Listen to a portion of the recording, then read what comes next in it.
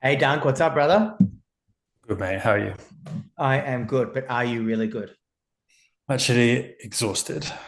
Yeah. Uh, yeah, and I think that it's pertinent to the conversation today because we're going to talk about how to keep on track as a busy busy professional or a busy parent, Correct. and strategies that you can use in order to stay the course, as it were. And I think it's, as you said, pertinent that you are particularly sleep deprived. I think we should break this into like a couple of different um, lanes, so to speak. There are people that live a structured life where they have their 9 to 5s or most likely 8 to 6s or even further than that. And then there are people that run their own businesses. But I think we should start with people that do run who are busy professionals that actually have this structured lifestyle where it's somewhat predictable in a sense where they know that they need to rock up to work or to their home computer at 8 a.m. and then leave at a certain time. In today's day and age, there is a little bit more flexibility, but let's talk about people that are in a professional kind of lifestyle and how they can kind of make fitness a priority for themselves while still optimizing other aspects of their lives. Yeah, great. And so I think it is always, as with everything in the landscape of health and wellness, context dependent. So, why are you sleep deprived? Are you sleep deprived because of something that is ongoing, that is out of your control? Mm-hmm. Or are you sleep deprived because of something that is within your control and grasp? And what I mean by that is if you have young children and they are in a stage of life where they're just going to be up all through the night and obviously bar drugging them, this is just your normal for maybe the next year or two, then there's an element of that that's out of your control. And so therefore you're looking for coping mechanisms within that framework. Whereas if you sleep poorly because you have poor sleep habits and you don't really understand the mechanisms of sleep, or and your high cortisol, high stress levels, that sort of thing, then that's a completely different set of circumstances that I would advise on. Because you tackle what the source, the sleep deprivation, and why it is that you're sleep deprived. On the other hand, if I'm spending a lot of time talking to you about how to solve sleep habits when it's just your kids are up all through the night, to me, I found that really triggering when I was going through it. So yeah, I think that's the first thing to contend with. I think that is a good place to start. And the first situation that you really stated, I believe the first kind of layer of filtration that you need to apply is a level of acceptance, understanding that you are in it. You're in the baby cave. You're in the whatever cave it is that you are in.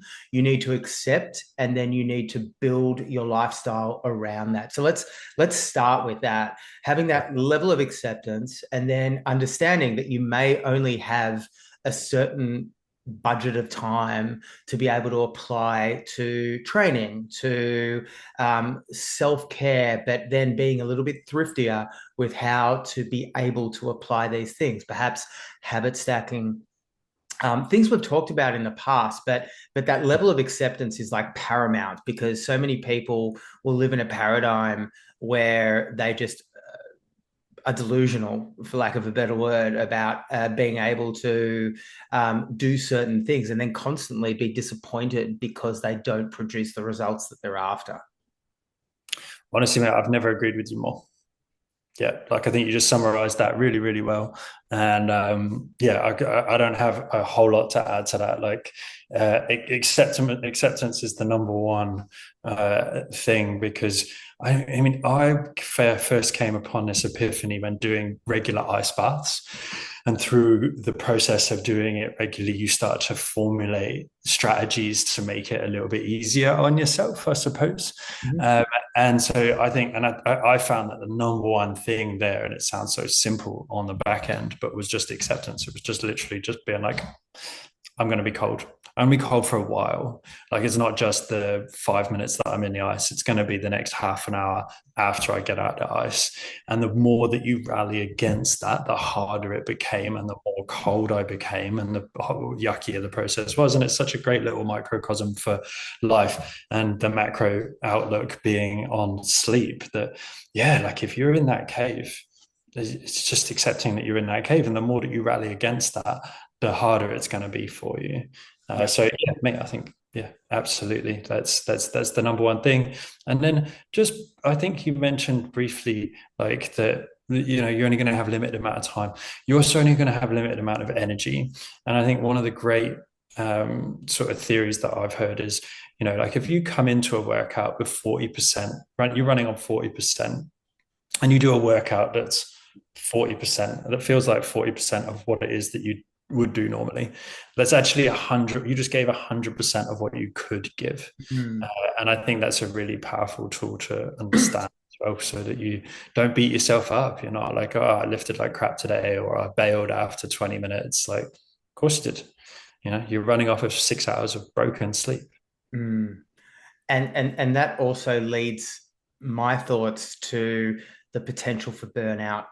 And if you are already running at 40% and you feel like you've got more to give and you're forcing your body to like in a state of chronic kind of constant overwhelm, there is that potential for it to kind of go into a chronic state of burnout. And you just got to be conscious of that balance that you can apply. I mean, there are times where, you may potentially be taking the easy way out.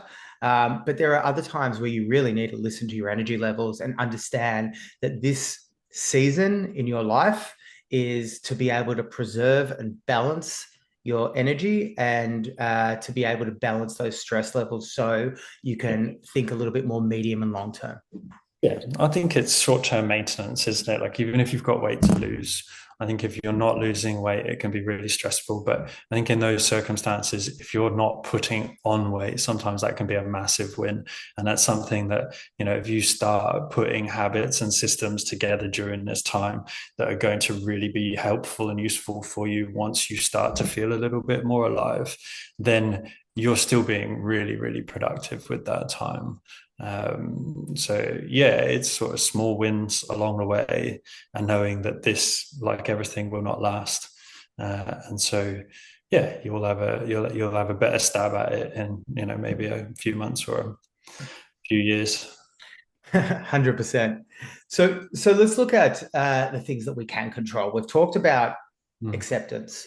I want to talk about other things that don't necessarily quite require a tremendous amount of time, but do require some foresight and some planning and some ability to be able to create consistency. And the first things that come to mind are things.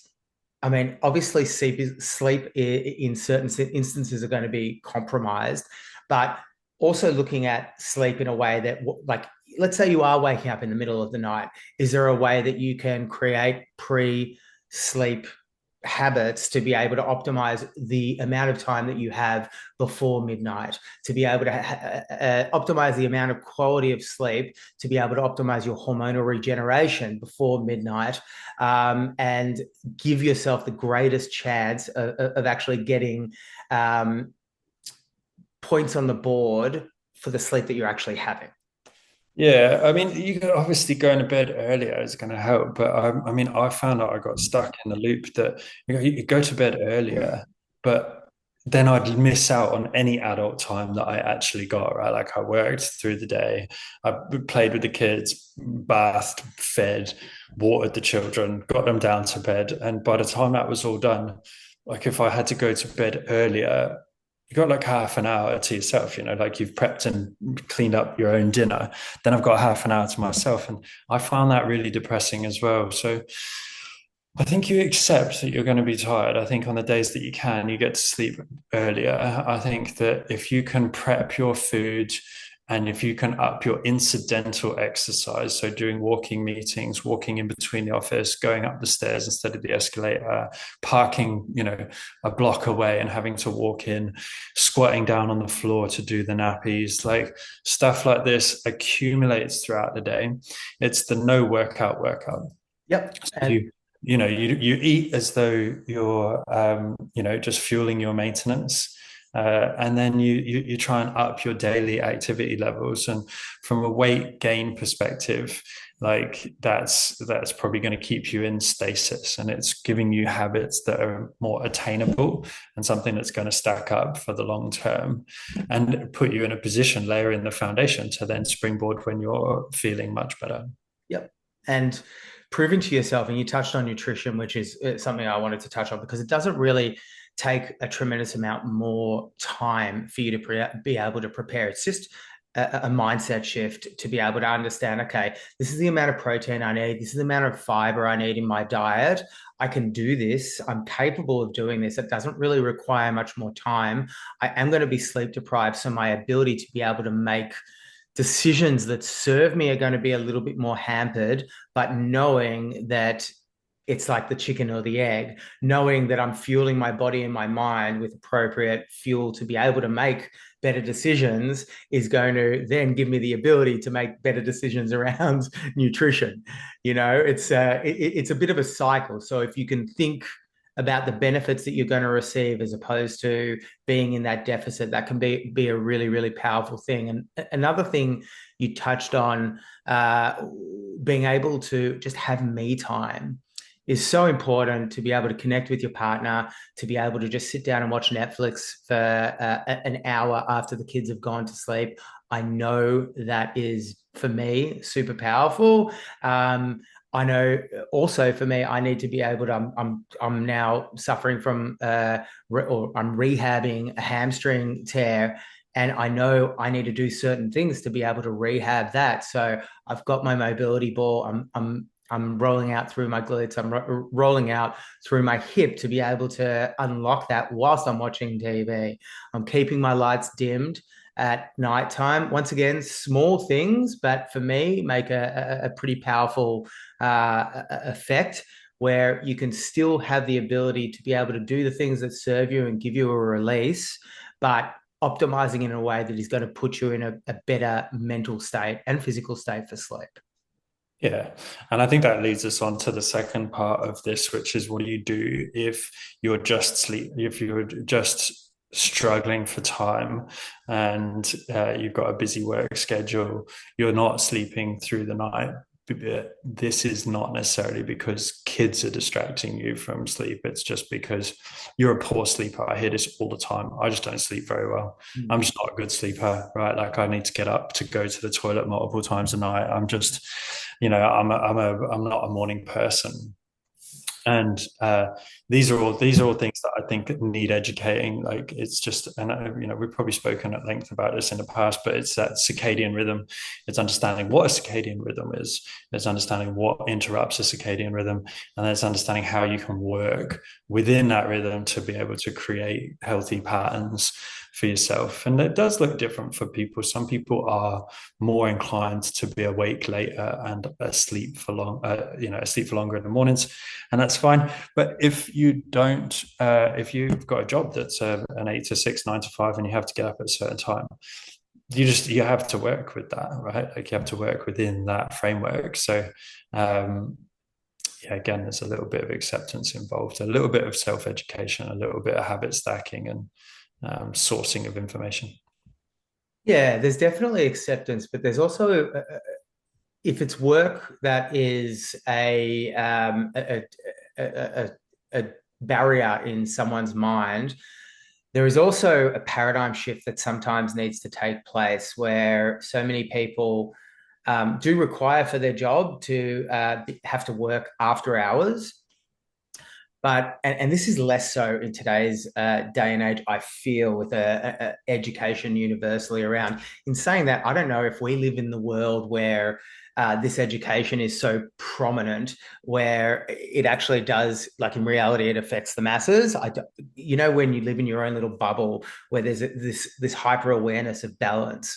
Yeah. I feel like there is still a section of people out there that feel like they wear "I'm so busy" as a badge of honor on their shoulder to have to work, and I kind of call this a flaccid flex. It's like, you you're creating this I am so busy type of scenario that is going to give them, that fuel to keep going in this same paradigm. But if you can just shift your thinking to be able to really understand through studies that if you give yourself the time to be able to replenish your energy stores, that is actually going to in turn make you a lot more productive. Yeah, productivity is not infinite, it's finite. And so I think that the people you're talking about are probably unfortunately in management and CEO positions, and that's where that work ethic ethos comes from. But you, as the worker or the CEO, needs to be understand that healthy boundaries lead healthy lives. And I just think at large, we struggle with conflict as a society. We struggle to understand when someone comes to us and says, "Nah, don't message me at 7 o'clock at night. That's not acceptable." That you can have a conversation about that. That it's not just black and white, right or wrong. And I think that's to the detriment of our health now, because now you're contactable all the way through the night and expected to do things, and maybe look down upon in performance reviews if you bring this up and you say, once I finish work at 6 o'clock, that's it. I will respond to you at 8 a.m. the next morning, because that's when I start getting paid again. Yeah. So yeah, it's a tricky thing to navigate. There's so many different variations within that. It's too hard to give general advice about it now. But yeah, getting better at conflict and understanding how to set a boundary, I think, is a great place to start. And then sort of building out organization within your life. I think the more organized you are, the more free you are. Mm-hmm. I think the more chaos you have in your life, the less space you have within it for yourself. So some people are chaos junkies and they love that.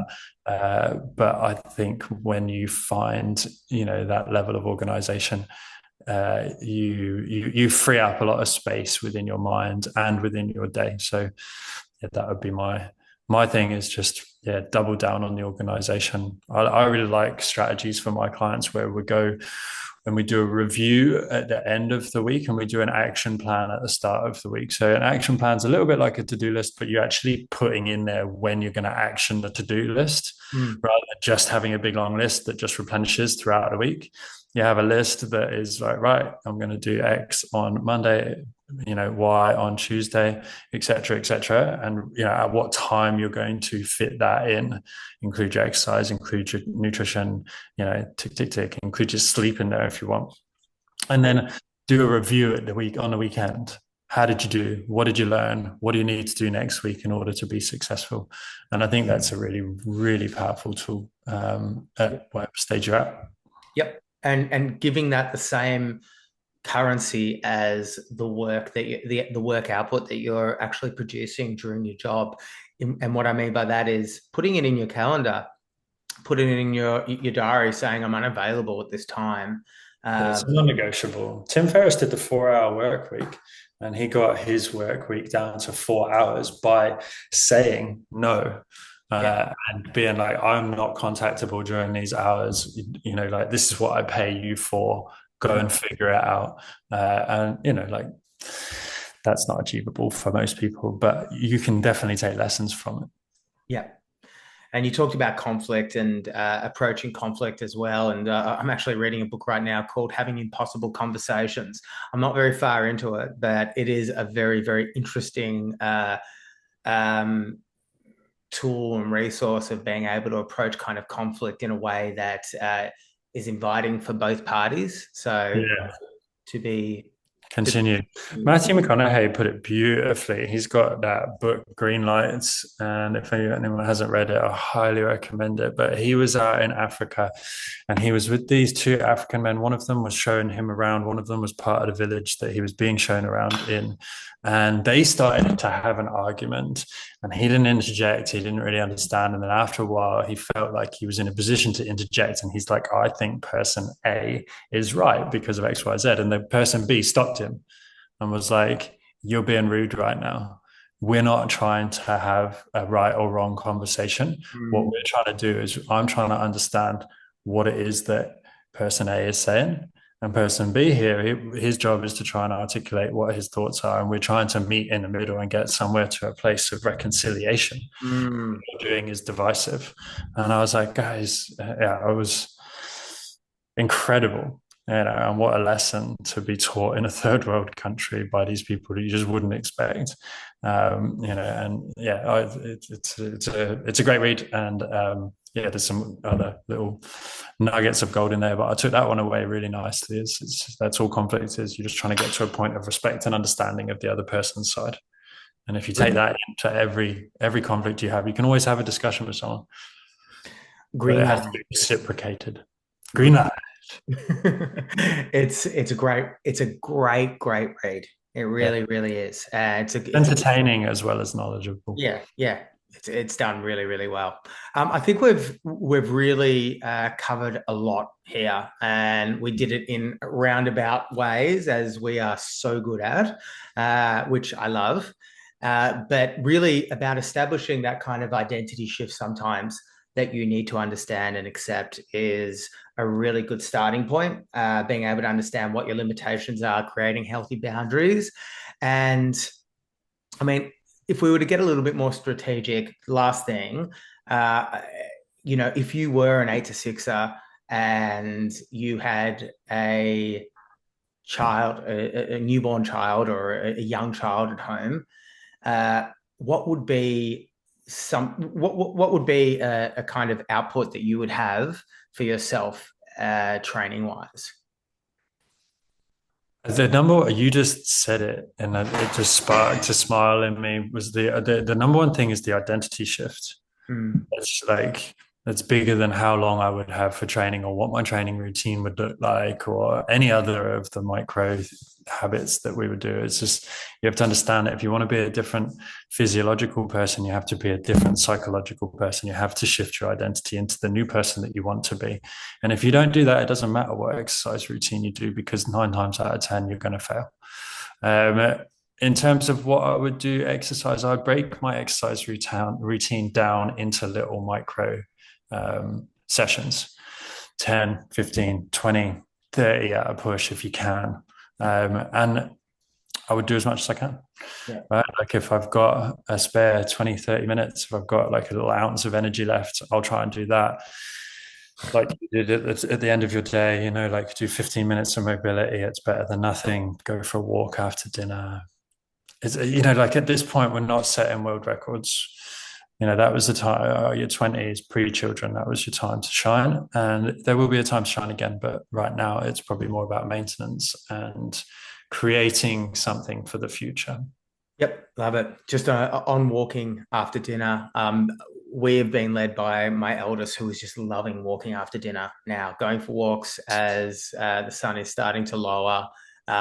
It's a beautiful thing to do as a family, or just you and your child, whoever it might be, just to be able to unwind and actually just take the tempo down a little bit is a really, really wonderful thing. So I highly recommend it, for a number of different reasons, but mainly the thing that I've noticed to have the greatest impact is just to be able to calm down without distractions and just have that ability to be able to just connect without distractions in nature is awesome.